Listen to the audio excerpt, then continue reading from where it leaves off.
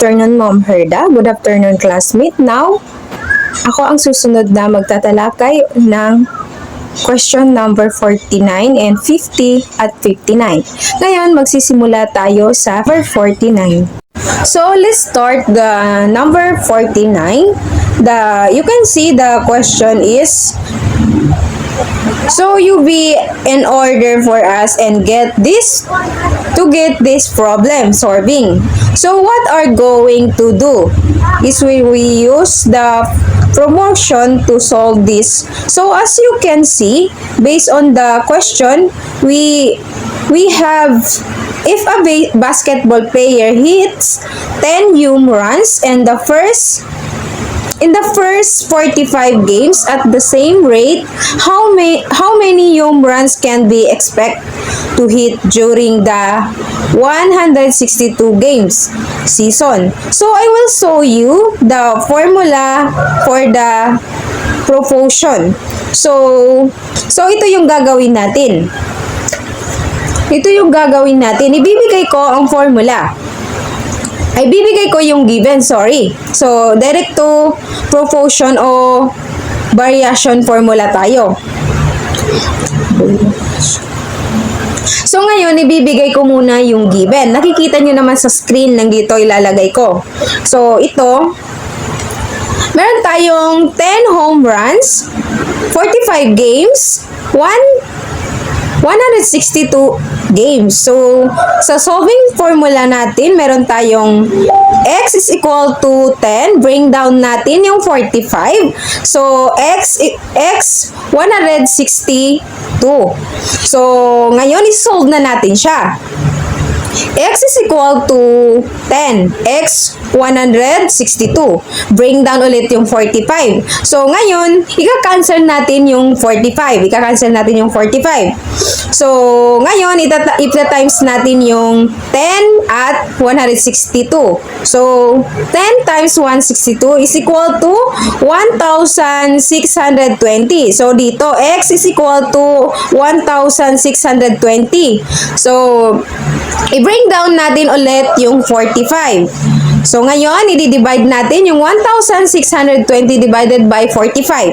So, ngayon, 1,620 divided by 44 is equal to 36.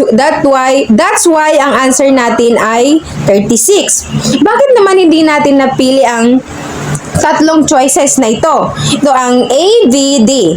Bakit? Kasi dito sa 38 is mataas na siya ng konti. So, hindi na siya pwede. So, dito naman sa B, meron tayo dito 42. So, mataas na talaga siya. Too high na talaga siya. Hindi na din siya pwede. Dito naman sa D, meron tayo dito ng 40. So, hindi na siya suportado ng mathematically. That's why, ang answer natin ay 36. Ngayon, let's proceed to the 50 question. So, ngayon, let's proceed to the number 50. This is the question. Which method of reproduction provide for the most variety of offspring? So, nakikita naman natin sa screen na mayroon naka-red dyan. So, automatic na yan ang sagot natin. Alam naman natin. So, ang sagot natin ay B. Ito ay sexual reproduction. Why yan ang answer natin? So, sa sexual reproduction, combine genetic materials galing sa magulang. So, ito, ang ibig sabihin ay, ang genetic materials ay nagagaling talaga sa dalawang parents o magulang natin. Liwanag ba? So, bakit nga ba hindi natin napili ang tatlong choices? Ito ang A, C, D. So, sa A, meron tayo dito cloning. So, sa cloning, nabubuo lang ng genetically na mga offspring. So, nabubuo lang. Nakikita naman natin, di ba, sa mga palabas, meron dyan mga clone na kinokopya lang ang mukha or yung mga alaala ng isang tao para maklone o makopya ang isang tao. Hindi siya nagagaling sa dalawang magulang. Bali, naggaling siya sa isang tao kung saan ay kinokopya niya, copy-paste yung mukha, ganun. So, dito tayo sa C. Asexual, katulad asexual, Meron tayo dito asexual sa C. Katulad lang sa parent ang mabubuo. So dito katulad din sa parents natin ang mabubuo sa mabubuo. Yun. So sa D, meron tayo dito circular reproduction.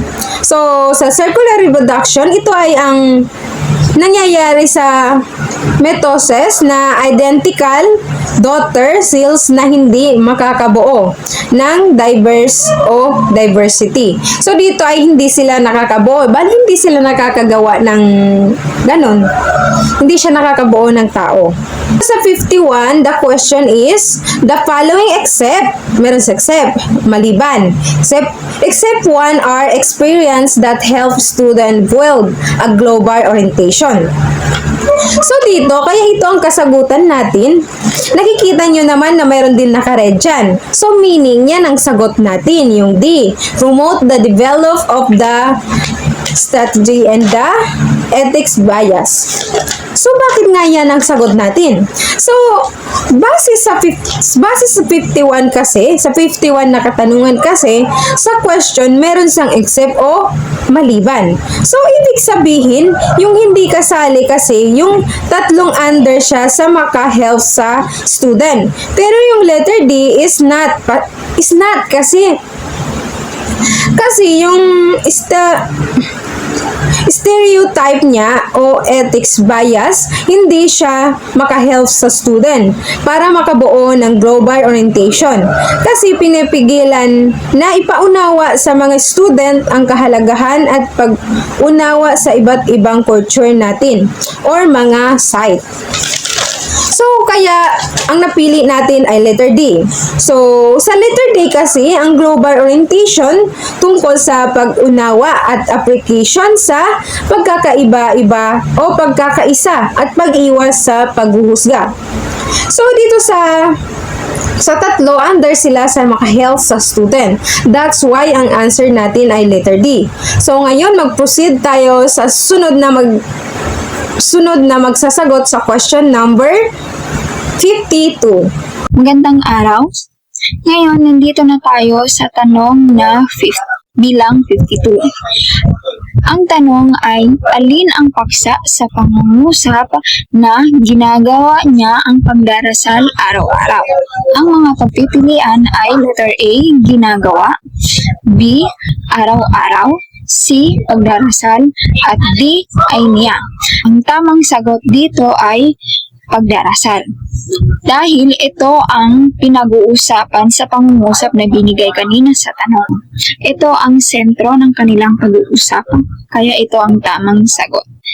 Sa letter A naman, kaya ito ay hindi tama dahil ito ay isang pandiwa o kilos, hindi ito ay isang paksa.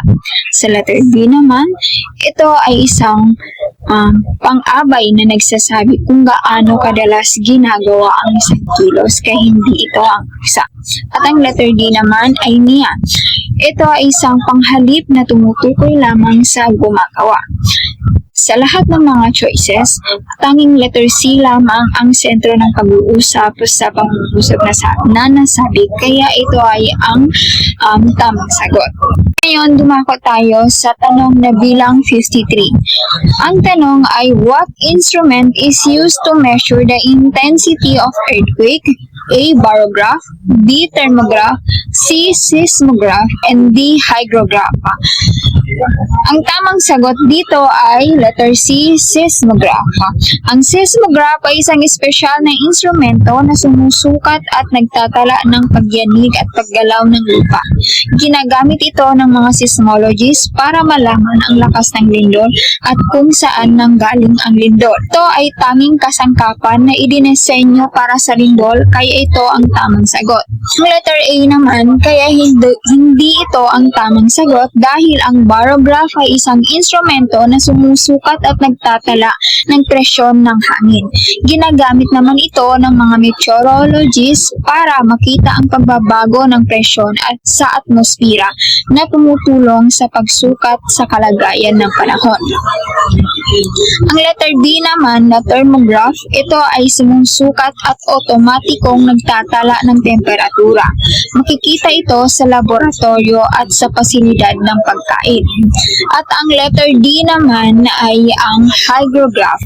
Ang hygrograph ay sumusukat at nagtatala ng halumigmig o humidity o dami ng tubig sa hangin. Mahalaga ito sa agrikultura at weather monitoring, pero wala itong gamit sa pagsukat ng lindol. Sa bilang na 54 naman, ang tanong dito ay, excuse me, can I borrow blank dictionary? Ang pagpipilian na sagot ay A, your, B, yours, C, you, and D, A. Ang tamang sagot dito ay letter A na your. Ang your ay isang possessive adjective o pang-uring nagpapakita ng pagmamay-ari. Laging ginagamit ito direkta bago ang isang pangalan para ipakita kung kanino ang isang bagay. Letter B naman, yours, ito ay mali dahil ito ay isang possessive pronoun o panghalip na nagpapakita ng pagmamay-ari. Ginagamit naman ito ng mag-isa at hindi sinusundan ng pangalan. Halimbawa, this dictionary is yours. Ang diksionaryong ito ay iyo. At ang letter C naman ay you. Ito ay isang personal pronoun o panghalip panao. Ginagamit ito para tukuyin ang kausap, ikaw, kayo, hindi para ipakita ang pagmamayari. Mali ito dahil hindi nito pinapakita kung kanino ang diksyonaryo. Ang letter D naman ay A. Ito ay isang pantukoy. Ginagamit ito para sa anumang isa sa mga bagay at hindi tumutukoy sa mga particular na pag-aari. Mali ito dahil humihiram ka ng particular na diksyonaryo ng kausap, hindi kahit anong diksyonaryo lamang. Tanging tamang sagot lamang dito ay letter A dahil ito ay isang pang-uring nagpapakita ng pagmamay-ari at ginagamit bago ang pangalan upang ipakita kung kanino ang isang bagay. Yun lamang po. Maraming salamat. Magandang araw po, Ma'am Herda. Ngayon, dadako naman tayo sa number 55 na katanungan. Alin sa di karaniwang anyo ng pandiwang hintay ka? A. Tay, B. Tay ka, C. Intay, D. Teka. Ang tamang sagot nito ay letter D. Teka, dahil ang teka ay isang kolokyal na anyo na hintay ka, na karaniwang ginagamit sa pang-araw-araw na pangusap. Ito naman ang mga maling sagot. Una ang letter A. Tay, ito ay hindi karaniwang ginagamit bilang pamalit sa hintay ka. Pangalawa ang letter B. Teka, ito rin ay hindi gaanong karaniwang anyo ng hintay ka. Ang panghuli naman ay letter C, intay. Ito rin ay hindi karaniwang ginagamit bilang direktang pamalit sa hintay ka. Ngayon, dadako naman tayo sa pangalawang katanungan, number 56. Alin sa mga sumusunod ng aral na ibinibigay ng ang alamat ni Mariang Makiling sa ikinuwento ni Jose Rizal? A. Pagyamanin at pangalagaan ng ating bayan at lahi pagkat yes na yaman natin ito. B. Pag-ibig ang pagbabago sa mundong ito. C. Kabanalan ang pagpatawad at tulungan ng isang nagkasala. Letter D. Dahil sa pagmamalabis at pagsamantala, maraming biyaya ang sakaya'y nawawala. Ang tamang sagot nito ay letter A. Pagyamanin at pangalagaan ng ating bayan at lahi pagkatiyas yaman natin ito. Dahil ang alamat ni Maria Makiling ay nagtuturo sa atin ng kahalagahan ng pagmamahal at nangangalaga sa ating kalikasan at ating bayan. Narito ang mga maling sagot. Una ay ang letter B, pag-ibig ang pagbabago sa mundong ito. Ito ay maling sagot. Dahil ito ay hindi direktang ng alamat. Pangalawa ang letter C, kabanalan ang pagpatawad at tulungan ang isang nagkasala. Ito rin ay maling sagot dahil hindi ito ay pangunahing aral lang. Ang panghuli ay letter D. Dahil sa pagmamalabis at pagsasamantala, maraming biyaya sa kaya'y nawawala. Ito rin ay di tamang sagot dahil hindi ito ay pangunahing mensahe sa alamat. Ngayon, dadako naman tayo sa panghuling katanungan. Number 57, which is the main goal of drug abuse education? A. Arrest, B. Prevention, C. Control, D. Rehabilitation. Ang tamang sagot ay letter B. Prevention. Dahil ito ang pangunahing layunin ng drug abuse education ay maiwasan ang paggamit ng droga sa pamagitan ng pambibigay ng kaalaman upang ang presyon ng mga kapwa at iba pang mga kadahilanan na maaaring humantong sa paggamit ng droga. Narito naman ang mga maling sagot. Una ay ang letter A, arrest. Hindi ito pangunahing layunin ng edukasyon. Pangalawa, ang letter C ay control. Ito ay mas malawak na layunin, ngunit hindi ito ang pangunahing layunin ng edukasyon. Ang panghuli ay letter D, rehabilitation. Ito ay mahalaga, ngunit hindi ito ang pangunahing layunin ng drug abuse education.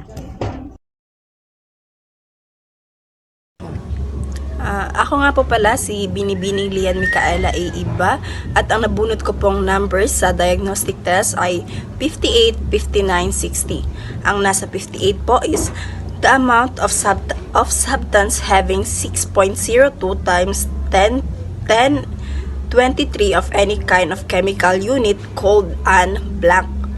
A. Mass number, B. Mole, C. Formula, D. Atomic. So, ang naging kasagutan ko po ay ang letter B, ang mole po. Kasi ang mole ay isang mahalagang konsepto sa kimika na ginagamit upang sukatin ang dami ng substances. Ito ay nagbibigay ng isang paraan upang maiugnay ang bilang ng mga particle ng masa substance. At ang 59 naman ay how many ways can a commit of 4 people be selected from a group of 7 people?